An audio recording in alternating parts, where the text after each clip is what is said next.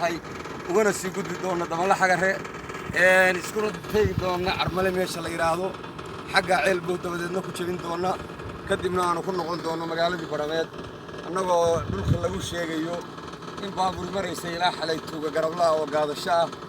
oo aanan ka dulqaadan doonin dalka iyagana aan difaacayno una dhimanayno cid kalena aanay soo hawaysan karin cidda ku soo duushay oo duulaanka ku ah guriga iyagana waxaanu leenahay guryahooda ha qabtaan hadday qaban waayaanna waxa weeye waxa ku dhacay iyaga unbaa ka jawaabi doona cidnana nooma caga juulaynayso cidna kaba gabanayno cidaan wax ka qarsanaynaana ma jirto maanta waa dalkayagii iyo dadkayagii iyo diintayadii difaaca iyagaan u dhimanaynaa annagoo warsangeli ah waxaanu ku hulbadirinaynaa tan cid allahi ciddii isku soo daydana waxa weeye ninku hadduu dalkiisa ku dagaalamayo difaaciisa iyo diintiisana waa helu janno hadduu cararo oo isagoo sii socda xabadu dhabarka ka dhacdona waa helu naar